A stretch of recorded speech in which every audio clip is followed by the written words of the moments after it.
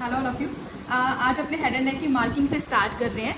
Head and neck के कुछ important question मैं मार्क कर रही हूँ और मेरे पास है BT 84 की 9th एडिशन। ठीक है, तो अब मैंने स्टार्ट किया सेकंड चैप्टर से, क्योंकि फर्स्ट चैप्टर मैंने स्किप कर दिया। उसमें सारे बोन्स थे, हार्ड पार्ट थे, जो कि आपसे वाइवा में या प्रैक्टिकल में पूछते हैं। तो स्कैल्प, टेम्पल और फेस वाले चैप्टर से हम स्टार्ट करते हैं। इसमें से जो आपने मस्ट है आपके लिए, जो आपने करना ही करना है, वो आपने ये डायग्राम करना है।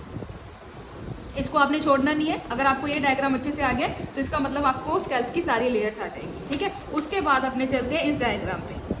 This is the arterial and nerve supply of the scalp. It is also important, but ये वाला ज़्यादा इंपॉर्टेंट है, इसको छोड़ के नहीं जाना है, ये मस्ट है, ये करना ही करना है आपने। देन मूविंग नेक्स्ट, उसके बाद में आपने करना है ये वाला, what is the reason of the black आई।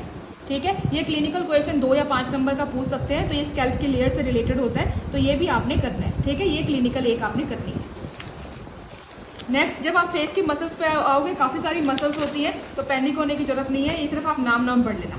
ये जितने नाम दिए हुए हैं, ये आपको नाम एटलीस्ट पता होने चाहिए। और सारी की सारी मसल्स की नर्व सप्लाई कॉमन होती है, फेशियल नर्व होती है। ठीक है, उसके बाद में आप ये वाला डायग्राम देख लीजिए, ये इंपॉर्टेंट है, मस्ट है, ये आपने करना ही करना है। Bell's palsy. ठीक है, this diagram is very important, और इसका यहाँ पे इसकी इन्फॉर्मेशन भी दी हुई है 73 नंबर पेज पे, supra nuclear lesion and infra nuclear lesion. ठीक है, इसको आप अच्छे से पढ़ लेना। नेक्स्ट अपने चलते हैं कभी कभी, ठीक है, ओकेजनली ये वाला आपसे पूछ लिया जाता है, sensory nerve supply of the face. ठीक है, तो इसमें 3 इसमें डिफरेंट रीजन्स बनाए हुए हैं और यहाँ पे नीचे नाम लिखे हुए हैं। थोड़ा सा कॉम्प्लिकेटेड डायग्राम है, बट ये इंपॉर्टेंट है। फेशियल आर्टरी पे जब आप आओगे तो इन्यूमरेशन के लिए इसकी जो ब्रांचेज हैं, आपको इन्यूमरेशन में नाम पता होने चाहिए। Then one more important question in this chapter is dangerous area of the face. एक आपको डेंजरस लेयर ऑफ स्कैल्प बताई थी और एक है dangerous area of the face. It is important, ये आप इसका इन्फॉर्मेशन आप चेक कर लेना कि क्यों होता है, क्या इसके रीजंस होते हैं। नेक्स्ट अपने आ गया लैक्राइमल अपरेटस में, तो इसमें आपको ये वाला पाथवे, ये फ्लो चार्ट आपने करना है, दिस इज इम्पॉर्टेंट। ठीक है, उसके बाद नेक्स्ट चैप्टर अपना आ गया साइड ऑफ द नेक। इसमें जो हमारे पास इंपॉर्टेंट आएगा वो आएगा पोस्टीरियर ट्रायंगल। तो नहीं, पोस्टीरियर ट्रायंगल अभी स्टार्ट नहीं हुआ है, ये डीप सर्वाइकल फेशिया आ गया, तो इसके लिए आपको ये लेयर्स के नाम पता होने चाहिए। ठीक है, इन्यूमरेशन के लिए, और कभी कभी शॉर्ट नोट भी इस पे आ जाता है। For that this complicated diagram is important. अगर होता है तो कर लेना, नहीं तो आप स्किप कर देना। ये लेयर्स के आप नाम पढ़ लेना, और एटलीस्ट आपको 2-2 लाइन सभी फेशिया के बारे में पता होनी चाहिए। ठीक है,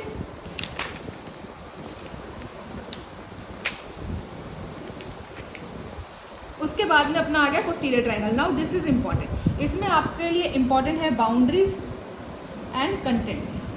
ठीक है, ये 2 चीज़ें इंपॉर्टेंट है, ये आपको आनी चाहिए। तो उसके लिए आप ये वाला डायग्राम कर लेना, इसमें बाउंड्रीज भी आ गई हैं और इसमें कंटेंट्स भी आ गए हैं। उसके बाद में अगर आप नहीं सारा पढ़ना चाहते हो, छोड़ दो, ये वाली टेबल एक कर लेना। ठीक है, टेबल 3.1, इसमें सारे पोस्टीरियर ट्रायंगल के कंटेंट्स हैं। नेक्स्ट अपने चलते हैं, तो अपने पास इंटीरियर ट्रायंगल आ गया। इंटीरियर ट्रायंगल के 4 पार्ट्स होते हैं, एटलीस्ट आपको चारों पार्ट्स के नाम पता होने चाहिए। पोस्टीरियर ट्रायंगल ज़्यादा इंपॉर्टेंट होता है, उसके कंटेंट्स बाउंड्रीज करने ही करने हैं आपने।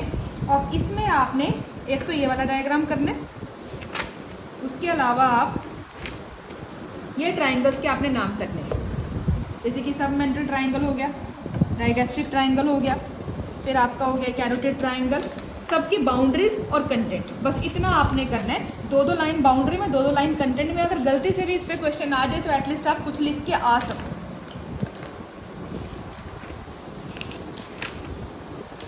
After then yes, external carotid artery enumeration का मतलब होता है सिर्फ आपको ब्रांचेस के नाम एटलीस्ट पता होने चाहिए। तो ब्रांचेस के आपने नाम करने हैं। और ये एक डायग्राम देख लो, ये डायग्राम बाद में भी आएगा, relations of the hyoglossus muscle, this is must. Ansa cervical is also important, तो उसके लिए आपने ये डायग्राम करना है, मैंने यहाँ पे लिख दिया डायग्राम करके। ठीक है, ये डायग्राम इंपॉर्टेंट है, इसकी प्रैक्टिस कर लेना। पैरोटिड, ये फुल चैप्टर आपने करना है। ठीक है, क्योंकि इस पे जो है आपका लार्ज क्वेश्चन आएगा, तो ये पूरा आपको आना चाहिए।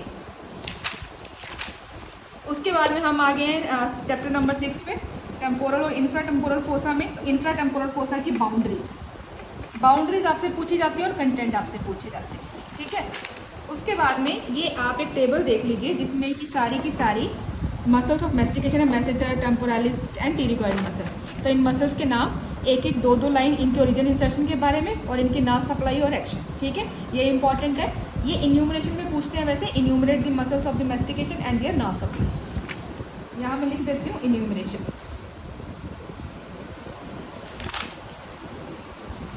फिर अपना आ गया मैक्सिलरी आर्टरी, सेम थिंग, जितनी भी आर्टरी आपको यहाँ मिल रही है इन्यूमरेशन, एटलीस्ट ब्रांचेस के आपको नाम बताओ।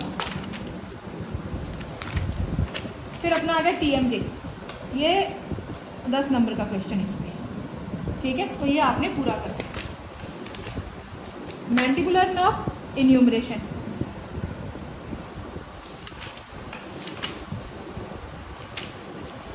क्लिनिकल एनाटॉमी मैंडिबुलर न्यूरैल्जिया, ठीक है, this is important.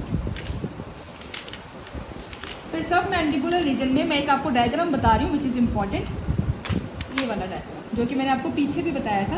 This diagram is important, relations of the hyoglossus muscle, ये आपसे पूछते हैं।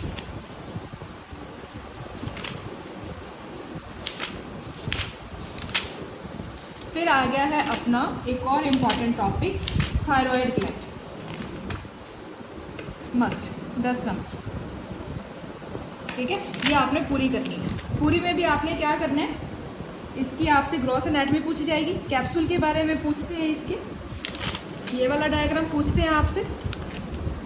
उसके बाद में आर्टीरियल सप्लाई, लिम्फेटिक, तो ये डिवाइड करके आपसे पूछा जाएगा 2-2 नंबर के लिए।